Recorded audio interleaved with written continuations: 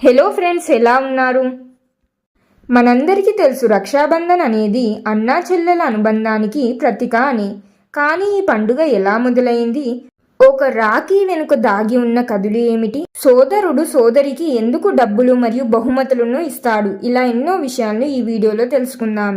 ఇది కేవలం ఒక పండుగ కాదు, కొన్ని శతాబ్దాల చరిత్ర, కొన్ని పవిత్రమైన బంధాల సమ్మేళనం. మొదటి కథ. ఇది 16వ శతాబ్దంలో జరిగిన ఒక సంఘటన.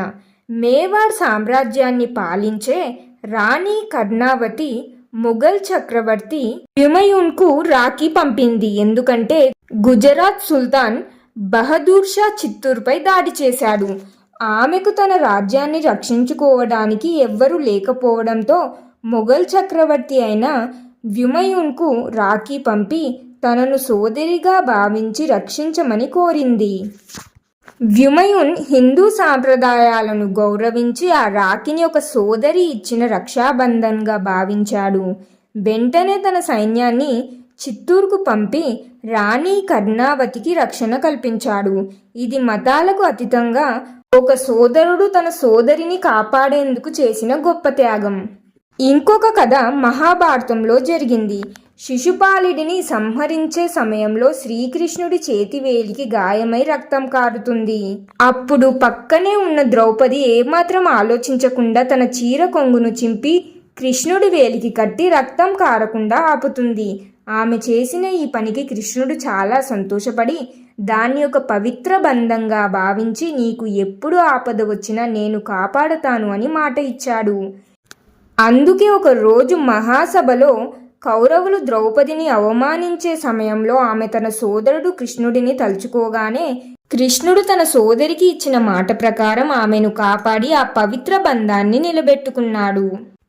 ఇంకొక కథ. ఇది మన పురాణాలలో కనిపించే మరో అద్భుతమైన కథ. బలిచక్రవర్తి పాతాళ లోకంలో ఉండగా విష్ణువుమూర్తి అతనితోనే ఉండిపోతాడు. విష్ణువు కోసం లక్ష్మీదేవి ఎదురు చూసి చివరికి బలిచక్రవర్తి దగ్గరకు వెళ్తుంది. అక్కడ బలిచక్రవర్తికి రాఖీ కట్టి తనను సోదరిగా భావించమని కోరుతుంది. బలిచక్రవర్తి సంతోషపడి సోదరి నీకు ఏమి కావాలో కోరుకో అని అంటాడు. అప్పుడు లక్ష్మీదేవి తన భర్త విష్ణుమూర్తిని తిరిగి వైకుంఠానికి పంపించమని కోరుతుంది. బలి ఆ మాట నిలబెట్టుకుని విష్ణువును లక్ష్మీదేవితో పంపించాడు. ఈ కథ కూడా రక్షాబంధన్ వెనుక ఉన్న గొప్ప పురాణ కథలలో ఒకటి. రాఖీ పౌర్ణమి పండుగ వెనుక ఉన్న కథలను తెలుసుకున్నాం. మరిప్పుడు సోదరుడు సోదరికి ఎందుకు బహుమతులను డబ్బులను ఇస్తాడు అనేది ఇప్పుడు తెలుసుకుందాం. లక్ష్మీదేవి బలిచక్రవర్తికి రాఖీ కట్టినప్పుడు ఆయన ఆమెను సోదరిగా అంగీకరించారు. ఒక సోదరుడిగా తన సోదరికి ఏదైనా బహుమతి ఇవ్వడం తన బాధ్యతగా భావించి నీకు ఏమి కావాలో కోరుకో అని అడుగుతాడు. అప్పుడు లక్ష్మీదేవి తన భర్త విష్ణువును తిరిగి ఇవ్వమని కోరుతుంది. ఇంకో కథ ప్రకారం ద్రౌపది శ్రీకృష్ణుడి వేలికి రక్తం కారుతుంటే తన చీర కొంగును తీసి శ్రీకృష్ణుడికి కడుతుంది. అప్పుడు శ్రీకృష్ణుడు దానికి ప్రతిఫలంగా తనను కాపాడుతాడు. ఇంకొక కథలో రాణి కర్ణావతి మొఘల్ చక్రవర్తి హుమయూన్కు రాఖీ పంపి తనని సోదరిగా భావించి తనను కాపాడమని వేడుకుంటుంది. అప్పుడు హుమయూన్ రాణి కర్ణావతి పంపించిన రాఖీని స్వీకరించి తనని సోదరిగా భావించి తన సైన్యాన్ని పంపించి తనని రక్షిస్తాడు.